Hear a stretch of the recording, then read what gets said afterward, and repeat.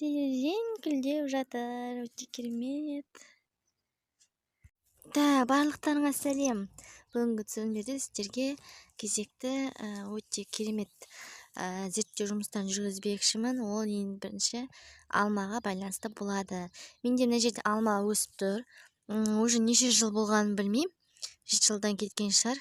Әлі өнім берген жоқ. Ол себебі бар. Неге? Себебі бірінші астына осылай жаңағыдай артық өсімдер астынан шығып бойын тоқтатып тастап тұр.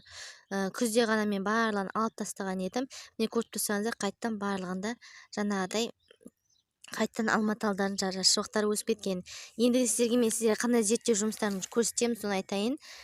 Бұл жерде кәдімгі алма талды алып, содан кейін барып, мысалы алып, тек үзе қойып, міне көріп тұрсаңыздар, соны суға салып, көбейту жолын арқылы істейін деп тұрмын. Ол қалай қазір көрсететін боламын. Негізі бұрын істеп көрмеппін, бірақ та барлығы да тамырланғандықтан бұл да тамырланатын болар деген ойдамын.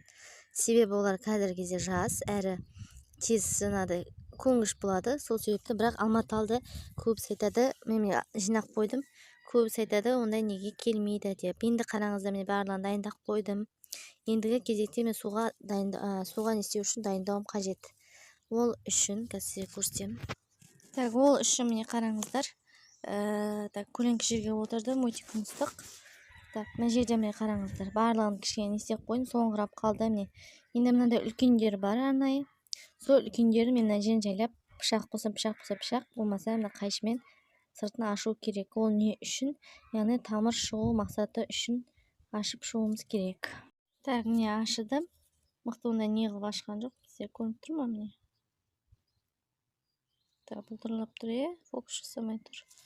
Қазір яғни сыртқы қабатын алып тастадым. Ал кішкентайлар ондай емес, тек сызып қана өтемін. Ана үлкендерін жаңағыдай барлығынша ашып тастаймын, себебі тамыр шығуына өте кедергі жасауы мүмкін.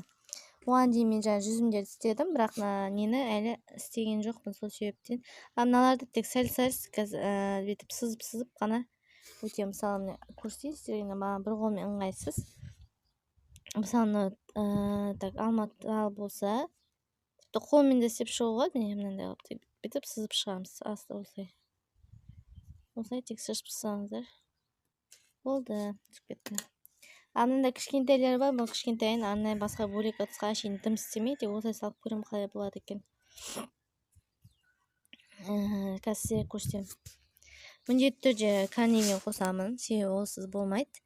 Және де суды мөлшерден кішкентай алып, осылай түбіне барып тұрса ғана болды. Қазір көрсететін боламын. 2 бөлікке бөліп қойдым. Яғни сіздерге айтайын, мынау жылыжайда болады. Ол үшін жаңа арнайы стаканға саламын. Ал одан кейінгісі мынау үйде кәдімгі кішкентай ана стаканда, бұрынғы стакандар бар ғой, бізде қазір үйде ешкім ішімдік ішпейді, соларды мен жаңағы тамырлату мақсатында қолданып жатырмын. Яғни соған саламын, және де мынаны жылыжайға қоятын боламын. Яғни қай айырмашылық бар, соны көрсететін боламын. Шіріп кетіп жатса, шіріп кетті деп сіздерге міндетті түрде көрсететін боламын. Канал жазуды ұмытпаңыздар, сау болыңыздар.